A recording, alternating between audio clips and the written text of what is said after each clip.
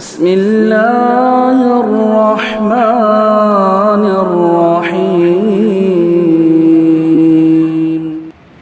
الحمد لله وحده والصلاة والسلام على من لا نبي بعده عن عبد الله بن عمر رضي الله عنهما قال قال رسول الله صلى الله عليه وآله وسلم بني الإسلام على خمس شهادة الله إله إلا الله وأن محمد رسول الله وإقام الصلاة وإيتاء الزكاة وصوم رمضان والحج۔ محترم حضرات، پچھلے درس میں زکوٰۃ کی فرضیت کے تعلق سے کچھ گفتگو ہوئی تھی کہ اللہ تبارک و تعالی نے جسے نصاب بھر کا مال دیا ہے اور اس مال پر حولان حول ہو گیا تو اللہ تبارک و تعالی کے لیے اس مال کا ایک حصہ مقرر ہے جو فقراء، مساکین، مسافرین، محتاجین اور زکوٰۃ کا مال وصول کرنے والے، اسی طرح سے تالیف قلب، اسی طرح سے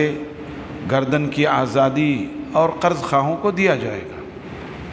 چنانچہ اللہ تعالیٰ نے فرمایا انما الصدقات للفقراء والمساکین والعاملین علیہا والمؤلفۃ قلوبہم وفی الرقاب والغارمین وفی سبیل اللہ وابن السبیل فریضۃ من اللہ۔ اللہ تعالیٰ نے سورہ توبہ میں ارشاد فرمایا کہ یہ زکوٰۃ جو ہیں یہ اس کے 8 مدات ہیں، 8 قسم کے لوگوں کو یہ زکوٰۃ دی جائے، فقراء کو، مساکین کو، جو زکوٰۃ وصول کرنے والے ہیں اسلامی سلطنت میں ان کو، مؤلفۃ القلوب کو، گردن کی آزادی میں، ایسے ہی کوئی مقروض ہے قرضوں کی ادائیگی نہیں کر پا رہا ہے تو اس کو بھی زکوٰۃ کے رقم سے دیا جا سکتا ہے، ایسی ہی مسافروں کو اور ایسی ہی اللہ کے راستے میں۔ یہ 8 قسم کے مدات ہیں، 8 قسم کے ہیں جس میں دینا ہے۔ اور وفی سبیل اللہ میں جب اس کی تشریح کی جاتی ہے، توضیح کی جاتی ہے تو اس میں کسی طرح سے مدرسے بھی آ جاتے ہیں۔ ایسی وابن السبیل میں بھی کہ مدرسوں میں جو پڑھنے والے بچے ہیں وہ گویا ایک طرح سے مسافر ہیں، تو ان دونوں مدات کے تحت مدرسوں میں دیا جاتا ہے بقیہ فقراء مساکین کو۔ اور یہ زکوٰۃ لازم ہے کہ آدمی کو دینا ہی ہے، کیونکہ مانعین زکوٰۃ کے لیے اللہ تعالیٰ نے بڑی سخت وعید فرمائی ہے۔ اللہ نے فرمایا والذین یکنزون الذهب والفضة ولا ينفقونها في سبيل الله فبشرهم بعذاب علیم۔ وہ لوگ جو سونا اور چاندی کو جمع کر کے رکھتے ہیں، خزانہ بنا کے رکھتے ہیں، ولا ينفقونها في سبيل الله، اور اسے اللہ کے راستے میں خرچ نہیں کرتے، اے محمد الرسول صلی اللہ علیہ وسلم فبشرہم بعذاب علیم، ان کو عذاب علیم کی بشارت دے دیجئے۔ یوم یحمى علیہا فی نار جہنم فتقوی بہا جباہہم وجنوبہم وظہورہم ھذا ما کنزتم لانفسکم فذوقوا العذاب بما کنتم تکنزون۔ یاد کرو اس دن کو جب ان مالوں کو تپایا جائے گا، یوم یحمى علیہا فی نار جہنم، اس سونے اور چاندی کو اور اس مال کو جہنم کی آگ میں تپایا جائے گا، فتقوی بہا جباہہم وجنوبہم، اور اس کے ذریعے سے ان کے پیشانیوں کو، ان کے پہلوؤں کو، ان کی پیٹھوں کو داغا جائے گا اور ان سے کہا جائے گا ھذا ما کنزتم لانفسکم، یہ وہ چیز ہے جسے تم نے اپنے آپ کے لیے جمع کر لیا تھا، فذوقوا العذاب بما کنتم تکنزون، تو اب عذاب کا مزہ چکھو جو تم نے اسے جمع کر کے رکھا تھا۔ کنز اصلاً لغوی طور پہ کہتے ہیں زمین کے اندر مال کی حفاظت کے لیے زمین میں اسے کھود کر کے دفن کر دینا، یہ کنز ہے، لیکن اصطلاحاً وہ مال جس کی زکوٰۃ نہ دی گئی ہو وہ کنز ہے، چاہے وہ زمین کے اوپر ہی کیوں نہ ہو، زمین کے اوپر ہے لیکن جس مال کی زکوٰۃ نہیں دی گئی وہ کنز ہے، اور جس مال کی زکوٰۃ ادا کر دی جائے وہ کنز نہیں ہے، چاہے وہ زمین کے اندر ہی مدفون ہو، زمین میں دفن ہو، تب بھی اس کو کنز نہیں کہیں گے، کیونکہ اس کی زکوٰۃ دے دی گئی ہے۔ تو یہ وعید ہے جو لوگ زکوٰۃ نہ دیں، کل ان کا مال ان کے لیے خزانہ بن جائے گا، کنز بن جائے گا، جس کو درہم اور دینار کی شکل دے دی جائے گی اور جہنم کے آگ میں تپا کر کے اس سے اس کی پیٹھوں، اس کے پہلوؤں اور اس کی پیشانیوں کو داغا جائے گا۔ اور اللہ کے رسول صلی اللہ علیہ وسلم فرماتے ہیں وہ شخص جس نے زکوٰۃ ادا نہیں کی ہے، کل اس کے مال کو سانپ کی شکل دے دی جائے گی، جس کے سر پر 2 سیاہ نقطے ہوں گے اور وہ اس کے جسم سے، اس کی گردن سے لپٹ جائے گا اور اس کو کاٹے گا، بھنبوڑے گا اور کہے گا میں تمہارا خزانہ ہوں، میں تمہارا خزانہ ہوں۔ اللہ کے رسول صلی اللہ علیہ وسلم فرماتے ہیں کسی شخص نے اپنے مال کی زکوٰۃ دی لیکن اس مال سے ایک اونٹ رہ گیا،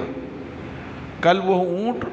دنیا میں جس حالت میں تھا اس سے زیادہ موٹا، تر و تازہ، بڑا ہوگا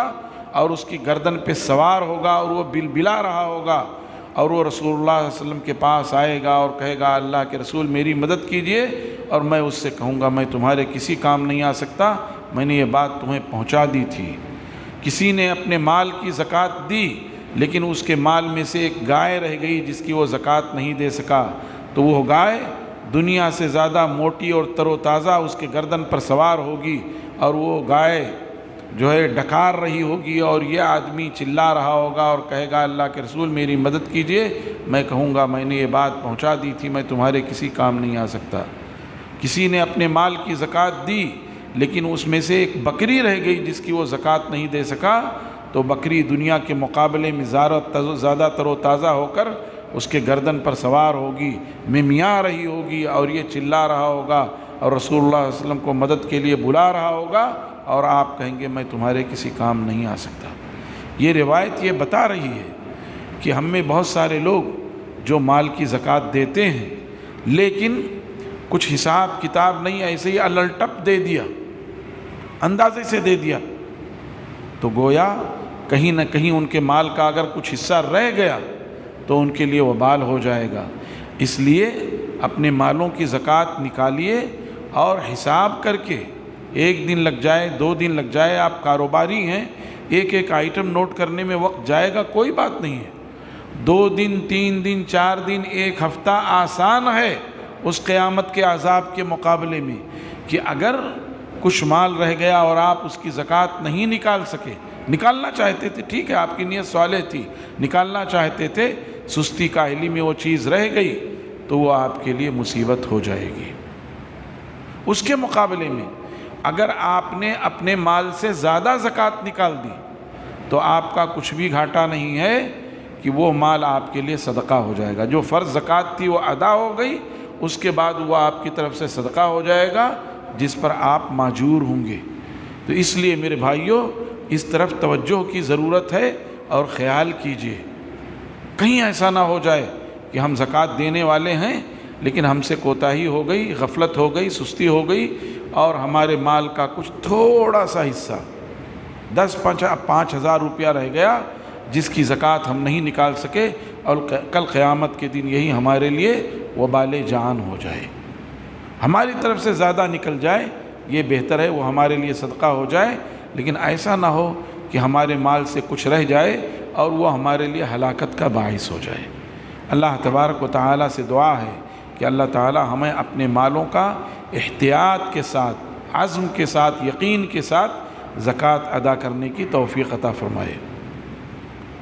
سبحان ربک رب العزت عما یصفون وسلام علی المرسلین والحمد للہ رب العالمین وصلی اللہ وسلم وبارک علی نبینا محمد وعلی آلہ وصحبہ اجمعین، والسلام علیکم ورحمۃ اللہ وبرکاتہ۔